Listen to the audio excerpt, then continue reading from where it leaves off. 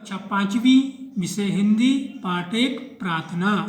प्रार्थना का मतलब होता है स्तुति करना प्रभु की। हम कुछ भी काम करने से पहले क्या करते हैं? प्रार्थना करते हैं, मतलब स्तुति करते हैं, यानी प्रभु को अपन याद करते हैं। आइए हम देखते हैं, पंक्तियाँ पढ़ेंगे हम पहले। दया कर दान भक्ति का हमें परमात्मा देना, दया करना हमारी आत्मा में शुद्धता देना, हमारे ध्यान में आओ प्रभु आँखों में बस जाओ, अंधेरे दिल में आकर के परम ज्योति जगा देना, हमारा कर्म हो सेवा, हमारा धर्म हो सेवा, सदा ईमान हो सेवा, सेवक चर बना देना, बहा दो प्रेम की गंगा, दिलों में प्रेम का सागर, हमें आपस में मिला जुलकर प्रभु रहना सिखा देना, वतन के वास्ते जीना, वतन के वास्ते मरना, वतन पर जान फिदा करना, प्रभु हमको सिखा देना। इसके हम देखेंगे इसका अर्थ क्या होता है।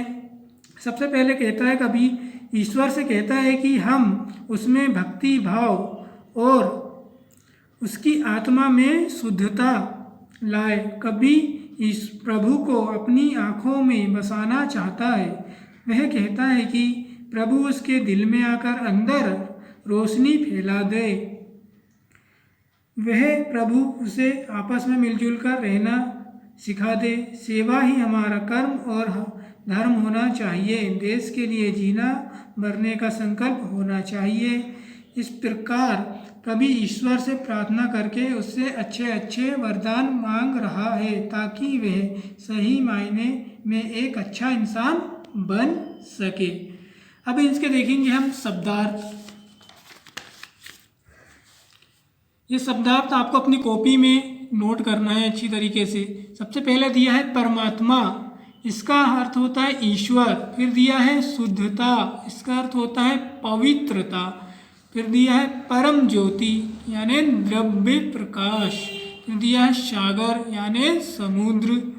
वतन देश या राष्ट्र। फिर दिया है जहाँ यानी फिदा, प्राणों का न्यौछावर करने वाला।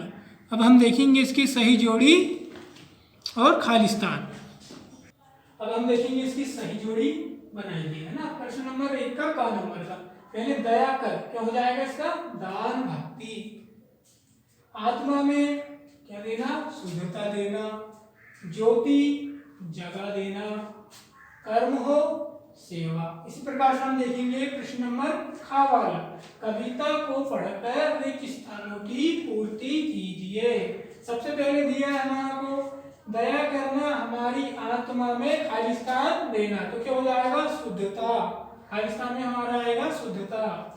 फिर दूसरा नंबर का दिया है बहा दो प्रेम की खालिस्तान, दिलों में प्रेम का सागर, तो हमें क्या आया खालिस्तान में? गंगा। हमारा तीसरा नंबर का दिया है हमारा कर्म हो सेवा, हमारा धर्म हो सेवा, तो क्या आएगा इसमें? सेवा आ जाएगा। चौथे नंबर का दिया वतन के वास्ते खालिस्तान, वतन के वास्ते खालिस्तान है, तो क्या हो जाएगा? वतन के वास्ते जीना और वतन के वास्ते ही मरना।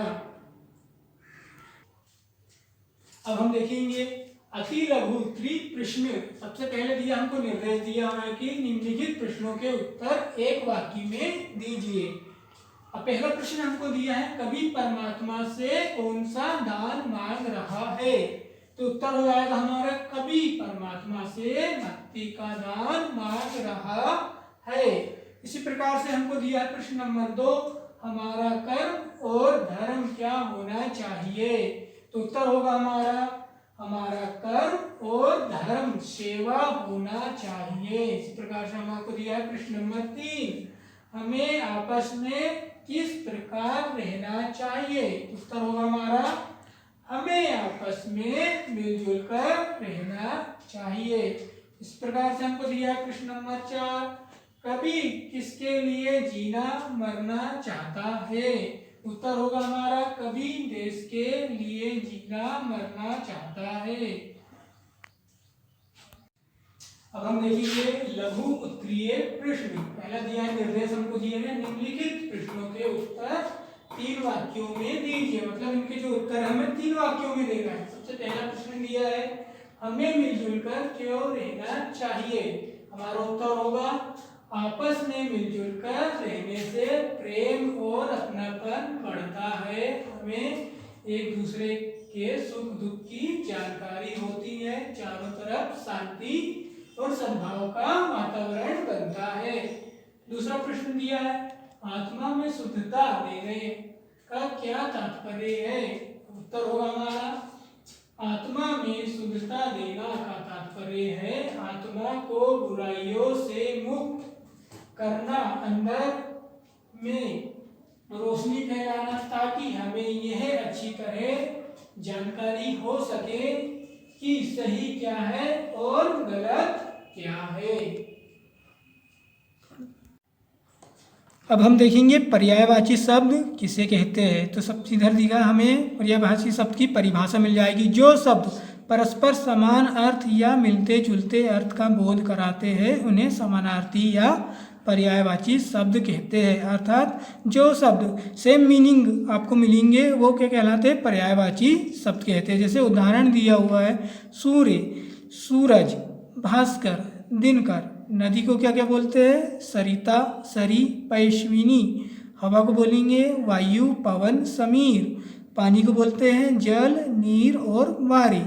अब उसी के नीचे देखेंगे प्रश्न नंबर दूसरा नंबर का दिया हुआ है नीचे दिए गए शब्दों में से जो शब्द समान अर्थ का बोध नहीं कराते उन पर गोला बनाइए। मतलब जो समान शब्द का अर्थ नहीं बतलाते उन पर गोला लगाना है। तो सागर को क्या बोलते हैं, हम जल्दी बोल सकते हैं और रत्नाकार, मगर सरिता नहीं बोलते। इस कारण इसमें हमारा क्या हो जाएगा, एक गोला लग जाएगा।